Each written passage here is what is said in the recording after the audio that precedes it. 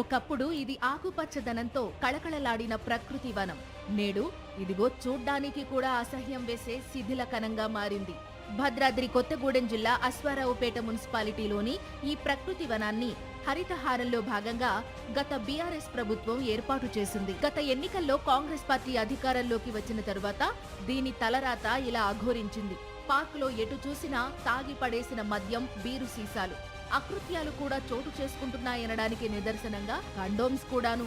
అసాంఘిక కార్యకలాపాలకు తెగబడే ఆవారాగాళ్లకు ఈ పార్కు అడ్డాగా మారింది. దాంతో మర్యాదస్తులు ఈ పార్కుకు రావడానికే భయపడాల్సిన దుస్థితి. ఇవాళ అది అసాంఘిక కార్యాలయాలకి అడ్డాగా, తాగుబోతులకు అడ్డాగా మారింది. మున్సిపాలిటీ అయిందని చెప్పేసి ఎంతో సంబరాలు చేసుకుంటా ఉన్నాం. కానీ పాలకులు మరియు అదేవిధంగా అధికారులు కూడా దాన్ని అసలు పట్టించుకోవట్లేదు. గత ప్రభుత్వంలో ఎంజీ నరేగా కింద నిధులు మంజూరు చేసి కూడా దానిని సంరక్షణ కోసం చూశారు. కానీ ఇప్పుడు దాని గురించి అసలు పట్టించుకోవట్లేదు. దాని పక్కనే ఉన్నటువంటి క్రీడా ప్రాంగణం గురించి మాత్రం ఎంతో అభివృద్ధి చేయడానికి ఇక్కడ ఉన్నటువంటి నాయకులు అందరూ కూడా మగ్గు చూపుతా ఉన్నారు. కానీ పక్కన ఉన్నటువంటి ఆల్రెడీ కట్టి పెట్టినటువంటి ప్రకృతి వనాన్ని ఉపయోగించుకోవడంలో కూడా విఫలమయ్యారు. కాబట్టి మళ్ళీ దయచేసి దాన్ని రీమోడల్ చేసి మొక్కలన్నీ నాటిచ్చేసి ఉపయోగకరంగా ఉండేలాగా తీర్చిదిద్దాలి. ఎందుకంటే అక్కడ చూస్తున్నటువంటి వాతావరణాన్ని చూస్తే అక్కడ హత్యలు జరుగుతాయా, అత్యాచారాలు జరుగుతాయా కూడా మనం అసలు ఊహించలేము. ప్రభుత్వాలు మారడంతోనే ప్రాధాన్యతలు మారడం సహజం.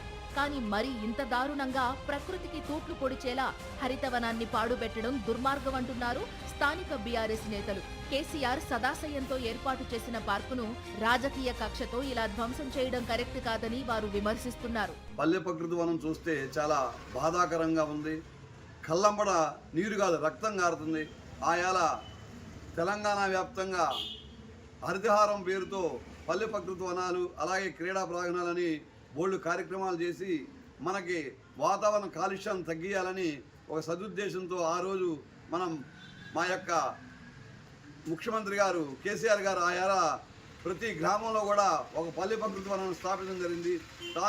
దానిలో భాగంగా అశ్వారావుపేట పంచాయతీని కూడా చాలా సుందరవందనంగా ఆయాల ఆ కార్యక్రమం చేసి కొన్ని లక్షల రూపాయలు వెచ్చించి ఆయాల చెట్లు నాటి, అలాగే పెద్దలకి పిల్లలకు కూడా వాకింగ్ ట్రాక్లు ఏర్పాటు చేసి పిల్లలు ఆడుకోవడానికి పలు రకాలైన పరికరాలు కూడా ఏర్పాటు చేయడం జరిగింది. అవన్నీ కూడా ఇవాళ ఎక్కడున్నాయో కూడా తెలియని పరిస్థితిలో ఉంది.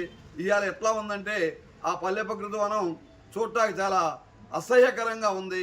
ఇప్పటికైనా స్థానిక ఎమ్మెల్యే ఈ పార్కుకు పూర్వ వైభవం తీసుకువచ్చి ప్రజలకు అందుబాటులోకి తేవాలని స్థానిక ప్రజలు కోరుతున్నారు.